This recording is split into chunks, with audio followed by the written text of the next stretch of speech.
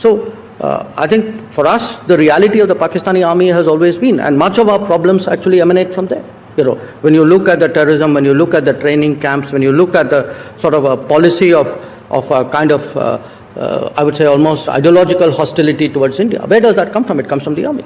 जी हमारा मसला जो है ना वो पाकिस्तान से की फौज के साथ है। अच्छा जी, फौज के साथ क्यों है कि जी आइडियोलॉजिकल हॉस्टिलिटी है कि पाकिस्तान की फौज जो है मजहब का सहारा लेती है, मजहबी बात करती है, मजहब का सहारा लेती है, मजहबी बात करती है, इस्लामिक बात करती है, तो हमारा तो प्रॉब्लम है उनसे। ठीक है जी, तो दैट इज अ पॉइंट। दूसरी बात यह है, अफगानिस्तान दुनिया के लिए दहशतगर्दी एक्सपोर्ट करने का सबसे बड़ा हब बन चुका है, अमन के लिए खतरा बन चुका है। पाकिस्तान से लेकर ताजिकिस्तान और अमेरिका तक दहशतगर्दी के ताने बाने काबुल से मिलते हैं। DG ISPR lieutenant general Ahmed Sharif से मिले, बता रही थी कि जी डॉक्टर जयशंकर जो है उन्होंने एक बार फिर स्टेटमेंट दिया है पाकिस्तान की आर्मी को लेकर, पाकिस्तान की फोर्सेस को लेकर। पाकिस्तान में किसी ना किसी तरीके से हमेशा जो है वो फौज अपना एक कंट्रोल रखती है पाकिस्तान के ऊपर, वो हुक्मरान होती है, कभी खुलकर और कभी पीछे रहकर। तो जाहिर है उनका मतलब है खुलके से, उनका मतलब है जब खुला पाकिस्तान की फोर्सेस ने या पाकिस्तान की जो मिलिट्री एस्टैब्लिशमेंट है उसने हुकूमत की पाकिस्तान पे, चाहे वो अयूब खान या खान जौला या जनरल परवेज मुशर्रफ, इन लोगों की बात कर रहे थे डॉक्टर जयशंकर के जी। कभी खुलकर और कभी बैक स्टेज रहकर या पीछे रहकर जो है पाकिस्तान की आर्मी ने जो है वो मुल्क के ऊपर एक तरह से रूल किया है, एक तरह से। अब अगर पाकिस्तान की फौज से मसला है, सियासतदानों से क्यों नहीं मसला, किसी और से क्यों नहीं मसला? उसकी एक वजह है, आप टारगेट उसको करते हैं जो सबसे ताकतवर चीज है। पाकिस्तान की फौज जो है इंडिया के अंदर, इंडिया की मिलिट्री को टारगेट नहीं करते। किसको टारगेट करते हैं पाकिस्तान? मोदी को, क्योंकि मोदी पावरफुल है। पाकिस्तान में क्योंकि फौज ताकतवर है तो फौज को टारगेट किया है। और वो कहते हैं जी, और वो इल्जाम क्या लगाते हैं, जरा इस पे इंटरेस्टिंग चीज है। उन्होंने कहा जी हमारा जो जब दहशतगर्दी को लोग देखते हैं, जब हम पाकिस्तान दहशतगर्दी कराते हैं, ट्रेनिंग कैंप्स हैं। जय हिंद दोस्तों, स्वागत है आपका हमारे चैनल जय भारत में। हाल ही में जयशंकर प्रसाद ने एक बयान दिया है और इस बयान से मैं पूर्णतः रूप से सहमत हूँ, क्योंकि जयशंकर प्रसाद जी ने कहा है कि जो पाकिस्तान आर्मी है वही पाकिस्तान के लोगों की दुश्मन, सबसे बड़ी दुश्मन है। और इस बात से इंडिया ही नहीं बल्कि हर कंट्री सहमत है, क्योंकि पाकिस्तान में सबसे ज़्यादा अगर पाकिस्तान को कोई कंट्रोल करता है तो वो पाकिस्तान की आर्मी है। और पाकिस्तान में किसी प्रकार का कोई रोल नहीं, वहाँ ना वहाँ के पॉलिटिशियन का, ना वहाँ की सरकार का, ना वहाँ की गवर्नमेंट का, किसी भी प्रकार का कोई रोल नहीं है, क्योंकि पाकिस्तान में हर प्रकार की समस्या व हर प्रकार का नियंत्रण जो है वो पाकिस्तान आर्मी ही करती है। और पाकिस्तानी आर्मी की वजह से पाकिस्तान लोगों को कितना सब कुछ झेलना पड़ता है, ये तो पूरी दुनिया ही जानती है कि पाकिस्तान की स्थिति आज कहां से कहां है। और आतंक परस्त जो ग्रुप्स हैं, उनके जो हैंडलर्स हैं, उनके जो मास्टरमाइंड्स हैं, उनको भारत के हवाले करें। आतंकवाद रोको, और जो हैंडलर्स हैं या जो ग्रुप्स बनाने में, लश्कर तैयबा जैसे, मोहम्मद जैसे ग्रुप्स बनाने में जो इंडिविजुअल्स इन्वॉल्व रहे हैं, उनको भारत को सौंपो। तो आतंकवाद ना ये पाकिस्तानी आर्मी ख़त्म होने दे रही है, ना इंडिविजुअल्स को भारत को सौंप रही है, बल्कि जो पावर है वो अपने हाथ में और ले रहे हैं ताकि और अच्छे से आतंकवाद को ये प्रचार प्रसार कर सके। तो ये सारी चीज़ें जयशंकर साहब ने कहा, और इन्हीं से हमारी प्रॉब्लम ही शुरू होती है। पाकिस्तानी आर्मी से प्रॉब्लम शुरू होती है और पाकिस्तानी आर्मी पे ही हमारी प्रॉब्लम खत्म हो जाती है, क्योंकि पावर ही उनके पास है। अब आसिम मुनीर के से हम बात ना करके अगर शहबाज शरीफ से करें, शहबाज शरीफ कहेगा हाँ हम टेररिज्म रोक लेंगे, पर टेररिज्म का जो डोमेन है वो तो आसिम मुनीर का है ना, तो शहबाज शरीफ कैसे रोक लें? तो ये सारी चीज़ें जयशंकर साहब ने कहा, और पाकिस्तानियों को मिर्ची लग रही है इस पर। अब अगर पाकिस्तान की फौज से मसला है, सियासतदानों से क्यों नहीं मसला, किसी और से क्यों नहीं मसला? उसकी एक वजह है, आप टारगेट उसको करते हैं जो सबसे ताकतवर चीज है।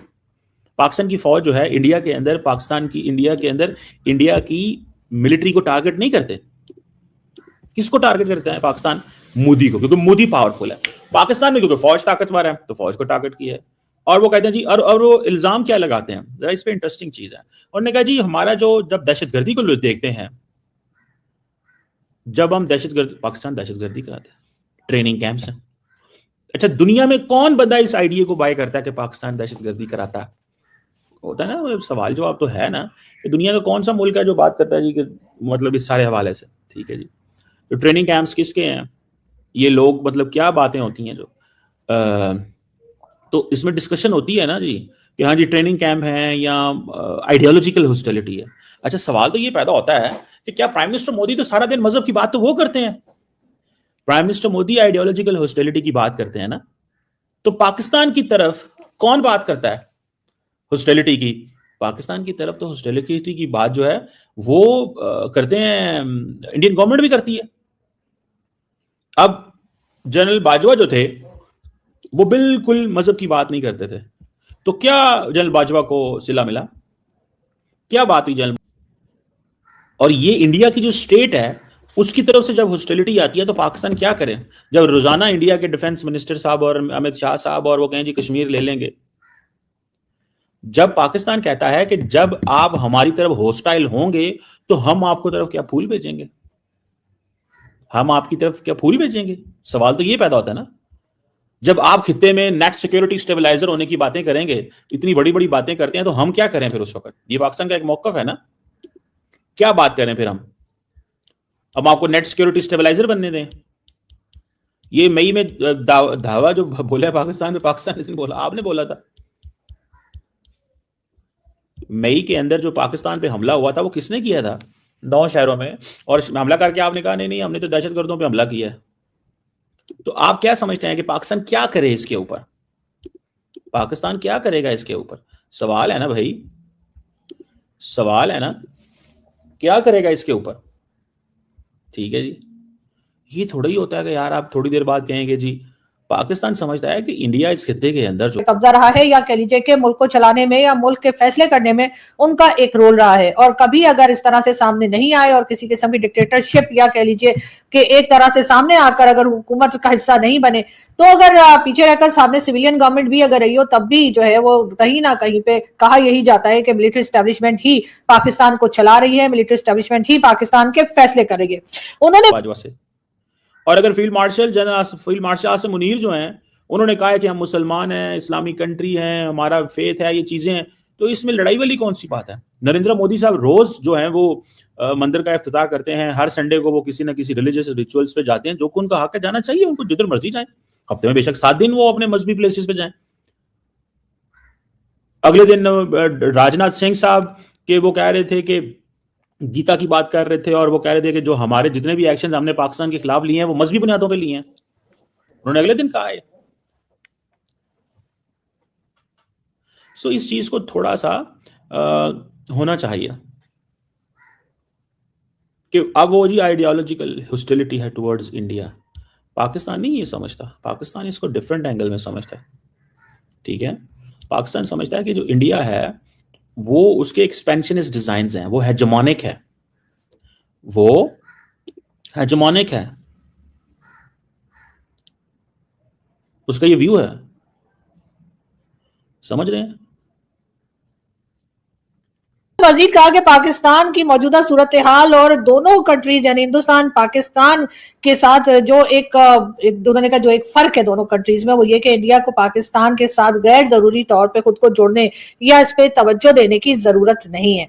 साथ ही साथ उन्होंने ये भी कहा है कि ये इल्जाम भी यानी उन्होंने लगाए हैं कि जी पाकिस्तान की फौज से पैदा होने वाली जो टेररिज्म जो हो रही है, उसके अलावा जो टेरर ग्रुप्स हैं और इस किस्म के लोग जो यहाँ पर ज़ाहिर उनका इशारा यकीनन ये लश्कर तोयबा और इस तरह के जो यहाँ पर ग्रुप्स मौजूद हैं, चाहे वो हाफिज सईद का हो, मसूद अजहर या कोई भी, उनका कहना यह कि इनको भी कहीं ना कहीं पाकिस्तान मिलिट्री एस्टेब्लिशमेंट जो है वो सपोर्ट करती है। अब इसके ऊपर जाहिर है कि आप लोगों को क्या लग रहा था कि पाकिस्तान से कोई जवाब नहीं जाएगा, तो बिल्कुल पाकिस्तान से जवाब गया है।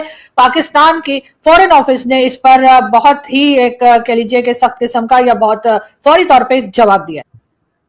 पाकिस्तान के फॉरेन ऑफिस की तरफ से कहा गया है कि पाकिस्तान एक बहुत जिम्मेदार मुल्क है और पाकिस्तान की तरफ इस तरह से बात नहीं करनी चाहिए थी डॉक्टर जयशंकर को लेकर। लेकिन बहरहाल कहीं ना कहीं तो आपको ये बात माननी पड़ेगी कि चाहे वो इंडियन फॉरेन मिनिस्टर हो, प्राइम मिनिस्टर हो या इंडिया से लोग हो, उनके साथ साथ पाकिस्तान के भी जो लोग हैं और पाकिस्तान की भी जो सिविलियन गवर्नमेंट भी अगर रही है, तो वो कहीं ना कहीं मिलिट्री एस्टेब्लिशमेंट को क्रिटिसाइज करती रही है। और ये कोई पहली बार नहीं हो रहा, इवन हमारे ऊपर भी कई बार लोगों ने इसी किस्म के एलिगेशंस लगाए कि जी ये तो पाकिस्तान मिलिट्री एस्टेब्लिशमेंट को कुछ बोलती रहती है और ये है वो है। लेकिन बात सारी ये है कि क्या वो लोग बात झूठ बोल रहे हैं, और अगर हम ऐसी बात को आगे लेकर चले और हम आपसे ये बताएं, और आप लोगों को कई बार हमने जो है कई वीडियोस भी दिखाई हैं जिसमें कि ना सिर्फ ये कि इमरान खान साहब, खैर इमरान खान साहब तो आजकल वैसे ही कह लीजिए कि एक तरह से फेवरेट नहीं रहे हैं मिलिट्री एस्टेब्लिशमेंट के, जबकि ये प्रोडक्ट मिलिट्री एस्टेब्लिशमेंट के ही रहे, लेकिन इमरान खान के साथ साथ जो है वो चाहे वो नवाज शरीफ साहब हों, चाहे वो जरदारी साहब हों, चाहे हमारे यहाँ के डिफेंस मिनिस्टर ख्वाजा आसिफ साहब हों, या कोई भी, हर एक ने जो है। आई होप आपने वीडियो में एंजॉय किया होगा। तो ऐसे ही वीडियो देखने के लिए सब्सक्राइब कीजिए जय भारत चैनल को। हमारे चैनल पे आपको Pakistani reaction, Pakistani girls reaction, Pakistani funny reaction, Pakistani media update व पाकिस्तानी लास्ट अपडेट व पाकिस्तान की छोटी बड़ी न्यूज़ हमेशा मिलती रहेगी। मिलते हैं नेक्स्ट वीडियो में, जब तक के लिए जय हिंद जय भारत।